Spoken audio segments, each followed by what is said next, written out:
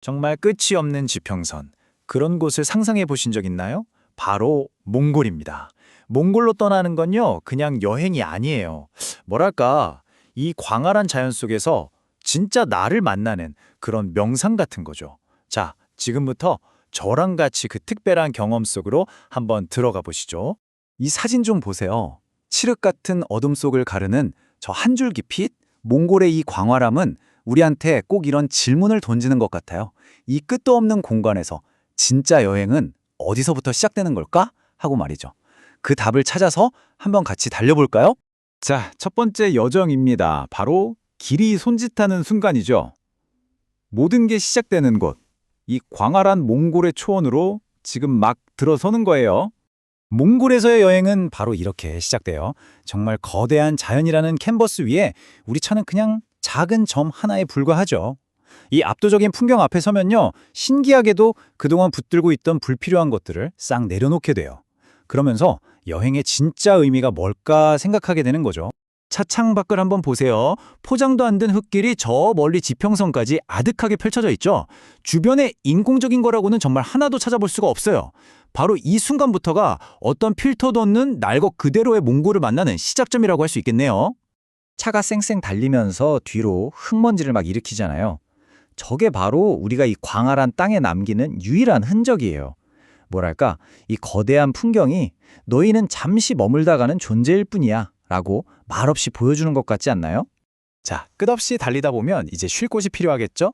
두 번째 이야기로 넘어가 볼게요. 드넓은 하늘 아래 우리만의 쉼터, 바로 초원의 오아시스를 찾아가는 여정입니다. 짠! 바로 몽골 유목민들의 지혜가 담긴 전통 가옥, 게르입니다. 유목 생활에 딱 맞게 쉽게 짓고 또 해체할 수 있도록 만들어졌죠. 지금은 여행자들을 위한 아주 아늑한 캠프로도 많이 쓰이고 있어요. 진짜 하루 종일 달리고라서 마주하는 게르는 정말 사막의 오아시스 같은 곳이에요. 이 게르 캠프들을 보면요, 자연을 막 바꾸려고 하는 게 아니라 그냥 그 품에 쏙 안겨 있다는 느낌을 받아요. 저 보세요. 수억 년은 좋게 됐을 법한 저 거대한 바위들이 바람을 막아주고 게르는 그 아래에 새가 둥지를 튼 것처럼 자연스럽게 자리 잡고 있죠.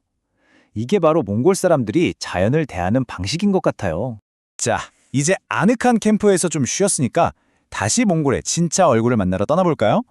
세 번째 여정은요, 정말 극적인 대비가 펼쳐지는 몽골의 자연, 그 자체를 탐험하는 시간입니다. 우선 생명의 원천인 물부터 만나볼게요. 이렇게 메마른 초원 한가운데를 가로지르는 강이라니 정말 신기하죠? 이 강이 동물들의 목을 축여주고 또 주변에 드문드문 나무들이 자랄 수 있게 해주는 유일한 희망인 거예요. 그야말로 이 땅의 생명줄이라고 할 수 있습니다. 아마 많은 분들이 몽골 하면 바로 이 풍경을 떠올리실 거예요. 그쵸?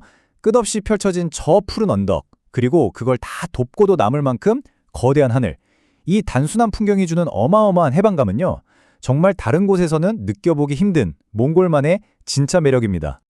그런데 또 보세요. 생명력이 넘치는 강가 바로 옆에 이렇게 메마른 모래 언덕이 펼쳐져요. 그러니까 몽골은 초원이라는 한 단어로만은 절대 설명할 수 없는 곳이에요. 이 극과 극의 풍경이 아무렇지 않게 공존하는 것, 이게 바로 몽골의 예측 불가능한, 그래서 더 매력적인 아름다움이죠. 자, 이렇게 거대한 풍경 속에도 당연히 생명이 숨쉬고 있겠죠? 네 번째 이야기는요, 이 광활한 땅에서 꿋꿋하게 살아가는 생명들과의 만남에 대한 겁니다. 몽골의 상징과도 같은 동물이죠. 바로 쌍봉 낙타입니다. 영하 40도에서 영상 40도를 넘나드는 정말 상상하기 힘든 극한의 날씨를 견디는 녀석들이에요. 수세기 동안 몽골 유목민들에게는 없어서는 안 될 가장 중요한 동반자였죠. 이 광활한 평야에 덩그러니 놓여있는 저 양철 지붕 좀 보세요. 사람이 만든 아주 작은 구조물인데 새들한테는 아주 소중한 쉼터이자 만남의 장소가 되어주네요. 몽골에서는 이렇게 자연과 인간이 만든 것의 경계가 스르르 허물어지는 순간들을 자주 만나게 돼요. 벽도 없고 경계도 없는 세상. 저렇게 마음껏 뛰노는 아이의 모습이야말로 몽골이 우리에게 주는 가장 큰 선물이 뭔지 제대로 보여주는 것 같아요. 그건 바로 어떤 것에도 얽매이지 않는 완전한 자유죠. 그리고 이런 광활한 자유 속에서 우리는 비로소 진짜 성장할 수 있는 공간을 얻게 되는 것 같습니다. 자, 이제 여정의 마지막이자 가장 경이로운 순간이 다가옵니다. 다섯 번째 이야기는요, 땅 위의 모든 것이 배경이 되고 오직 하늘만이 주인공이 되는 시간, 바로 밤에 대한 이야기입니다. 해가 슬슬 지평선 가까이 내려오면요. 세상의 모든 빛이 따뜻한 황금빛으로 물들기 시작해요. 풀 한 포기까지도 길게 그림자를 늘어뜨리고 공기는 서서히 차가워지면서 이제 곧 밤이 올 거라고 알려주죠. 그리고 마침내 하늘이 정말 불타오르기 시작합니다. 낮 동안 봤던 그 익숙한 초원은 온데간데 없고 온 세상이 붉은 빛에 잠겨서 완전히 비현실적인 풍경으로 바뀌어버려요. 이건 정말 숨을 멈추고 지켜볼 수밖에 없는 순간이에요. 어둠이 세상을 완전히 집어삼키고 나면 그때부터 진짜 쇼가 시작됩니다. 도시의 불빛 때문에 우리가 한 번도 제대로 본 적 없던 그 수억 개의 별들이요. 마치 태초의 모습 그대로 우리 머리 위로 그냥 쏟아져 내리는 거예요. 이곳의 하늘은 다른 종류의 파란색이다. 더 깊고 더 오래된. 몽골의 밤하늘을 본 사람이라면 이 문장이 무슨 뜻인지 바로 아실 거예요. 정말 그 압도적인 깊이와 시간을 이보다 더 잘 표현할 수는 없을 것 같아요. 이렇게 이야기는 다시 처음으로 돌아오는 것 같네요. 저 거대한 별빛 아래에서도 길은 끝나지 않고 여정은 계속되니까요. 몽골의 밤은 끝이 아니라 또 다른 시작을 의미하는 거겠죠? 자, 이 여정을 마치면서 여러분께 질문 하나를 남기고 싶어요.